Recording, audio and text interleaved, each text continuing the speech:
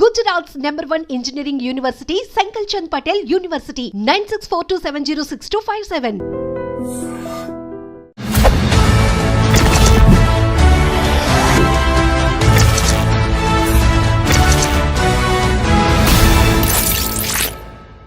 అందరికీ నమస్కారం. నేను Swaroopa Potlapalli. Welcome to I dream. Donald Trump America అధ్యక్షుడిగా రెండోసారి బాధ్యతలు చేపట్టిన తర్వాత తీసుకుంటున్న నిర్ణయాలు విదేశీయుల్లో గుబులు రేపుతున్నాయి. ప్రస్తుతం నాతో పాటు American studies expert Kanneganti Ramesh గారు ఉన్నారు. ఆయనతో మాట్లాడి వీసాలకు సంబంధించిన అనేక అప్డేట్స్ తెలుసుకుందాం. నమస్తే రమేష్ గారు. నమస్తే అండి. అనుకున్నట్టే అవుతోందండి. ఇంకా ట్రంప్ వచ్చాడంటే ఖచ్చితంగా వీసాల మీద అనేక రకాలైన డెసిషన్స్ తీసుకుంటారు అని అందరూ అనుకుంటూనే ఉన్నారు. ముఖ్యంగా H1B వీసాల మీద లాటరీ సిస్టమ్ను బ్యాన్ చేయబోతున్నారు, ముఖ్యంగా రద్దు చేయబోతున్నారు అనే వార్తలు వస్తున్నాయి. మీ దగ్గర దీనికి సంబంధించి ఏమి ఇన్ఫర్మేషన్ ఉంది? H1B లాటరీ సిస్టమ్ని రద్దు చేయటం అనేది ఇప్పుడు జరగదు. Please be relaxed. కానీ there are 2 schools of thought.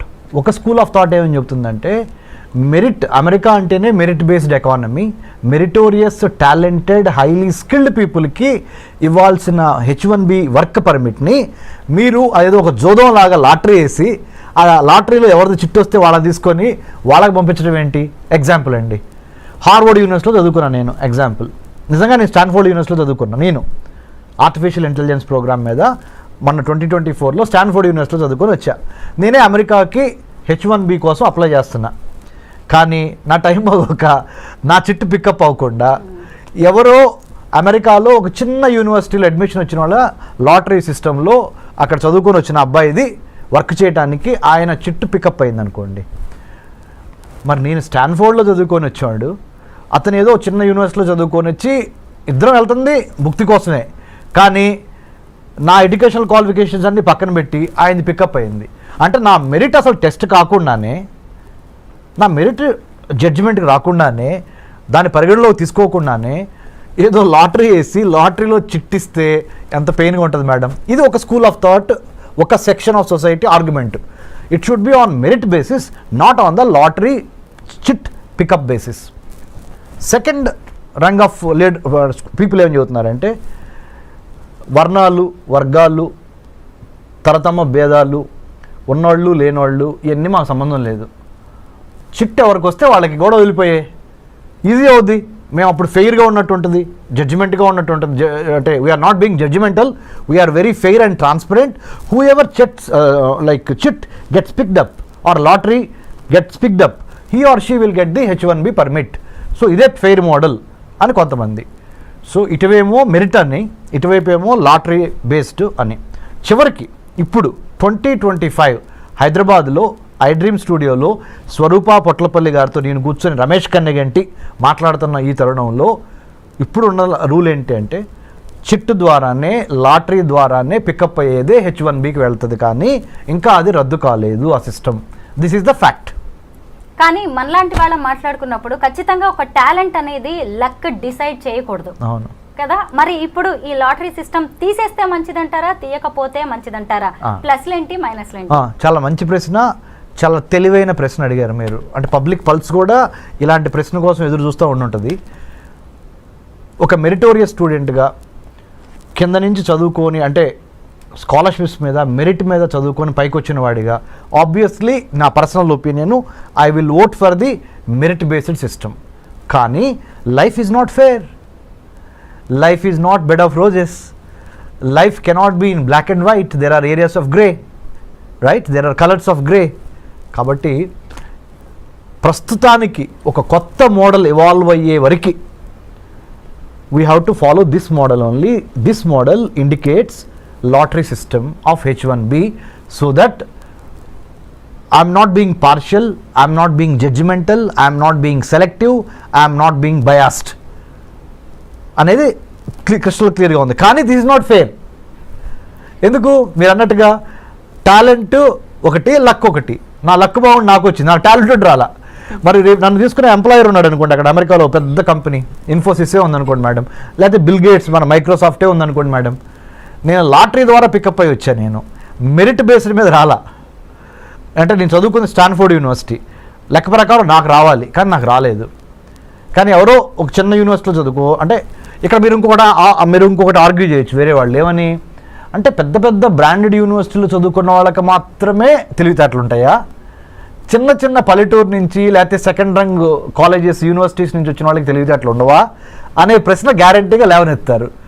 So nothing is perfect. Every set of judgmental or measuremental basis has its own little bit of fallacies and mistakes, little bit of weaknesses, little bit of shortcomings.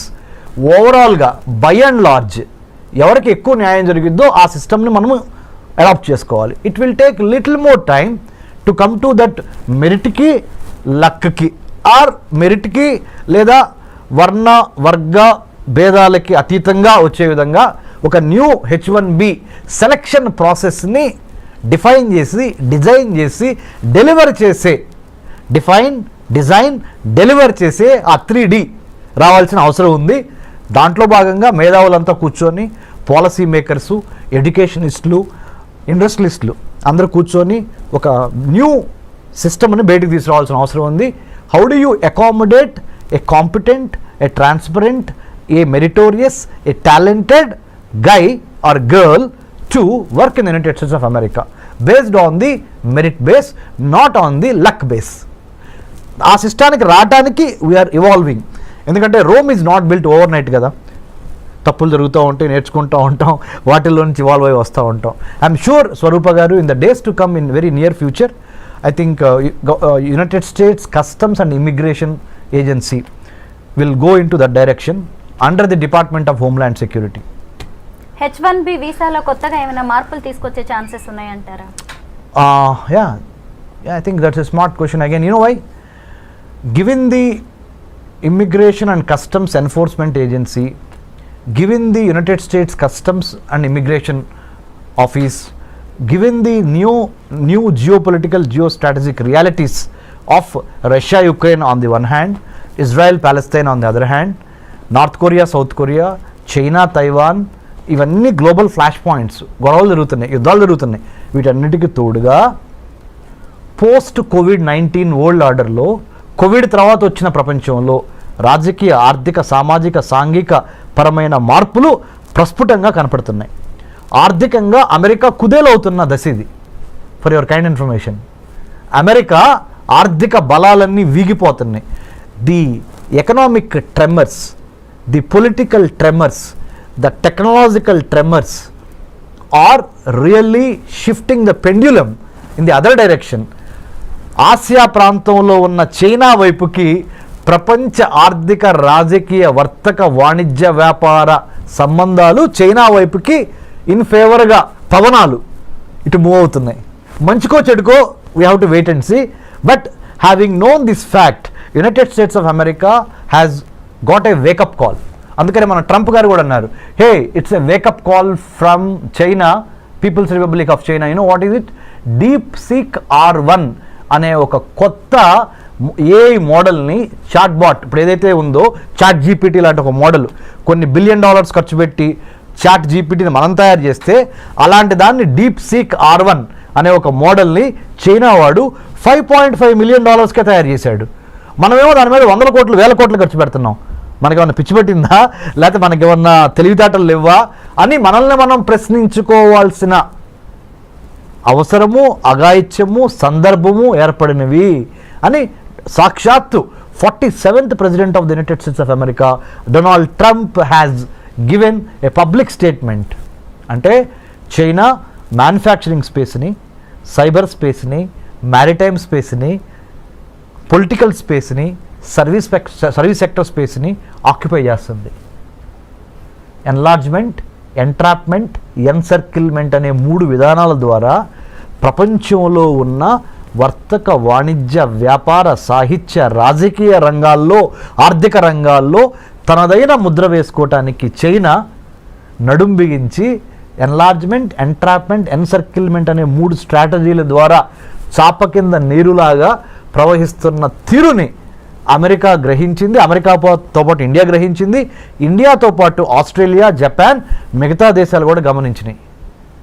ఈ 4 దేశాల పేర్లు ఎందుకు ప్రస్ఫుటంగా ప్రస్తావించానంటే madam గారు, స్వరూప గారు, India, Australia, Japan, United states, ఈ 4 కలిపి ఈ చైనాని ఎదుర్కోవటానికి క్వాడ్గా ఏర్పడింది. QUAD అంటే 4 చతురస్రాకారంలో ఈ 4 దేశాలు ఈ చైనాని ఎదుర్కోవటం కోసం, ఇందాక మీకు చెప్పాను spaces, manufacturing space, cyber space, maritime space, service sector space and political space, వీటిని కాపాడుకోవాలి దీని నుంచి, చైనా నుంచి అని ఈ 4 దేశాలు జతగట్టినాయి.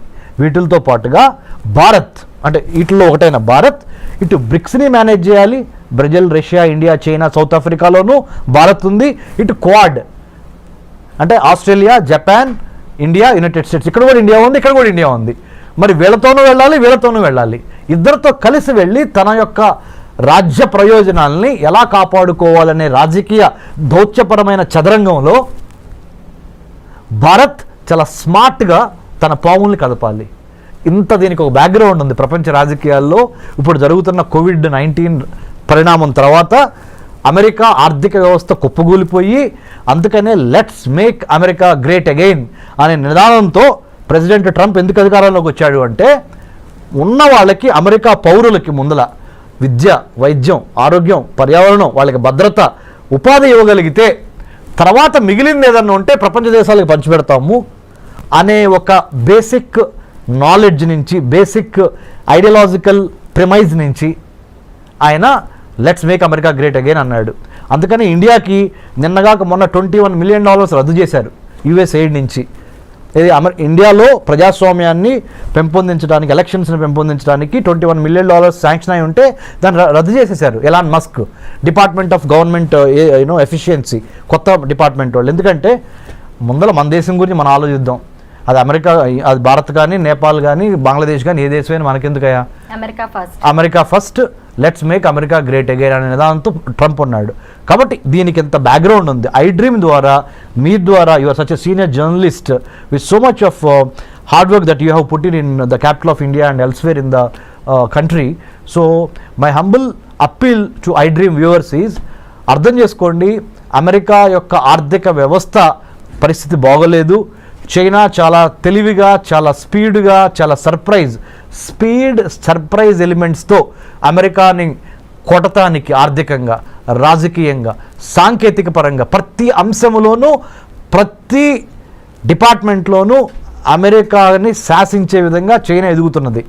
కాబట్టి భారత్ ఏం చేయాలి అంటే, ప్రపంచ రాజకీయాల్ని ఒక తెలుగువాడిగా మనం గమనించి చాలా స్మార్ట్గా మన ఆర్థిక, రాజకీయ, వర్తక, వ్యాపార, వాణిజ్య ప్రయోజనాలని కాపాడుకుంటా ఇటు అమెరికాతోనూ ఉండాలి, ఇటు చైనాతోనూ ఉండాలి, ఇటు రష్యాతోనూ ఉండాలి, ఇటు యూరోపియన్ యూనియన్తోనూ ఉండాలి అనే ఒక smart, the combination of muscle power and then mind power, ఈ రెండు కలిపి స్మార్ట్ పవర్గా ఎదిగి మనల్ని మనం కాపాడుకోవటం చాలా ఇంపార్టెంట్. ఇలాంటి పరిస్థితుల్లో మరి ముఖ్యంగా కొత్త అధ్యక్షుడు వచ్చినప్పుడు కొత్త ఆశయాలతో వస్తూ ఉంటాడు. వాటిని అర్థం చేసుకొని దానికి అనుగుణంగా ప్రీ డిపార్చర్ ఓరియంటేషన్ అంటారు, PDO అంటే ఇక్కడి నుంచి వేరే దేశం వెళ్ళేటప్పుడు ఆ దేశం యొక్క చట్టం ఏంటి, న్యాయం ఏంటి, సంస్కృతి ఏంటి, సాహిత్యం ఏంటి, చరిత్ర ఏంటి అనేది అవగాహన లేకుండా ఏదో వీసా వచ్చేసింది కదా అని చంకలు కొట్టుకొని బొమ్మని మీరు ఫ్లైట్ ఎక్కి అక్కడ దిగంగానే వాడు చెప్పేది మీకు అర్థం కాదు, మీరు చెప్పేది అర్థం కాదు, మీరు అక్కడికి వెళ్ళిన తర్వాత భారతదేశంలో ఎలా ఉన్నామో అలా ఉందాం అనుకుంటే కుదరదు, తిరిగి మళ్ళీ డిపోర్టేషన్ అంటాడు, ఇంకోటి అంటాడు, H1B వర్క్ వీసాల గురించి మాట్లాడతాడు, F1 స్టూడెంట్ వీసాల గురించి మాట్లాడతాడు, ఆప్షనల్ ప్రాక్టికల్ ట్రైనింగ్ 20 గంటల మించి చేయకూడదు అంటాడు.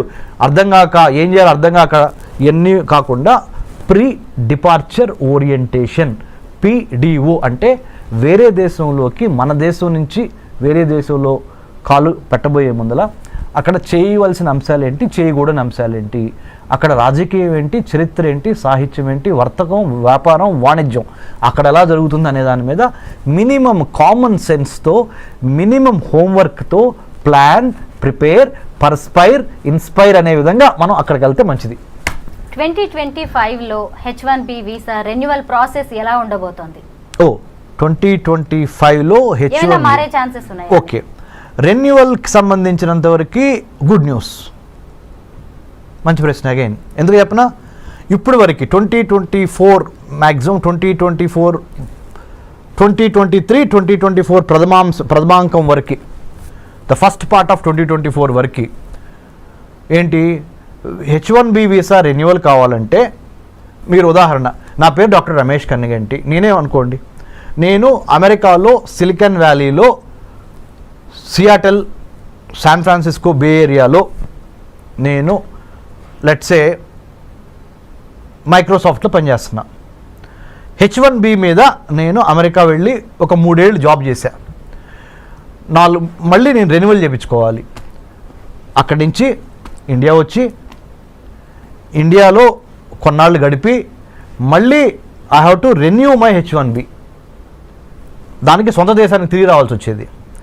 అప్పుడు నేను అక్కడ ఆ ఎంప్లాయర్కి నేను ఎంప్లాయీ, ఆయన ఎంప్లాయర్, నాకు ఉద్యోగం ఇచ్చిన ఆయన, నేను ఉద్యోగం చేస్తున్నా అండి. మా ఇద్దరికి మధ్య కొంత కమ్యూనికేషన్ కావాలి. మళ్ళీ మీ ఇద్దరు అడ్జస్ట్ అవ్వాలి. నిన్నటి వరకు అక్కడ జాబ్ చేస్తా, ఒకేసారి మళ్ళీ ఇండియా వచ్చి ఇండియాలో మళ్ళీ ఫుడ్, క్లైమేట్ ఇవన్నీ అడ్జస్ట్ అయ్యి మళ్ళీ ఇక్కడి నుంచి మళ్ళీ అదే జాబ్కి వెళ్ళేటప్పటికి కొంత టైం పట్టేది. సో ఇదంతా ఎందుకు టైం వేస్ట్ బ్యాచ్ అని ప్రధానమంత్రి మోడీ గారు ఎప్పటి నుంచో అమెరికన్ ప్రెసిడెంట్ బైడెన్ని అడిగారు, ఇప్పుడు ట్రంప్ గారిని మొన్న కూడా అడిగారు, మీరు H1B రెన్యువల్ అమెరికాలోనే ఉండి మా భారతీయులకి రెన్యూ చేసుకునే అవకాశం ఇవ్వండి అనగానే వాళ్ళు ఒప్పుకున్నారు. ఇప్పుడు now they are going to give us the chance to renew our H1B by being in the United States of America. You don't need to come back to India. H1B visa మీద ఉన్న వారికి జన్మతహా వచ్చే ఈ పౌరసత్వ రద్దు అనేది కూడా వాళ్ళ మీద ఎలాంటి ప్రభావం చూపించే అవకాశం ఉంది? అంటే H1Bని ఒక్క నిమిషం పక్కన పెడితే స్వరూప గారు, మొన్నటి వరకు 1789 జార్జ్ వాషింగ్టన్ ప్రథమ American president, 47th president of the United States of America Donald Trump. Donald Trump ప్రమాణ స్వీకారం ముందల వరకు, అంటే జనవరి 2025 జనవరి 20 వరకు ఏంటంటే, ఆ దేశంలో కనుక ఒక ప్రెగ్నెంట్ లేడీ జన్మనిస్తే ఆటోమేటిక్గా అబ్బాయికి కానీ అమ్మాయికి కానీ ఆ అమెరికన్ పౌరసత్వం వచ్చేసేది. కానీ ట్రంప్ ఏం చేశాడు, అమెరికన్ పౌరసత్వం ఇవ్వటం ఈజీ, కానీ పౌరసత్వం ఇచ్చిన తర్వాత బెనిఫిట్స్ కూడా ఇవ్వాల్సి వస్తున్నాయి. ఆ బెనిఫిట్స్కి అయ్యే డబ్బులు ఖర్చు ఎంత అవుద్ది అంటే, when you are pregnant, you are coming and delivering a baby in my country, that is United States of America, the moment your baby is born on this land, he or she becomes a American citizen కదా. మరి American సిటిజన్ని మళ్ళీ protect చేసుకోవాల్సిన బాధ్యత ఎవరిది, నాదే కదా, అంటే being the American president. So దానికి అయ్యే ఖర్చు ఎంత, దానికి అయ్యే నా బరువు ఎంత, బాధ్యత ఎంత అని వాళ్ళు బేరీజ్ చేసుకొని, ఎందుకంటే ఆయన బిజినెస్ మ్యాన్ కదా, బేరీజ్ వేసుకొని నా వల్ల కాదు బాబు, ఇక నుంచి ఏం చేద్దామంటే అమెరికాలో వచ్చి అమెరికన్లో డెలివరీ అయిన ఏ బేబీకైనా 2-3 కండిషన్స్ పెడుతున్నా.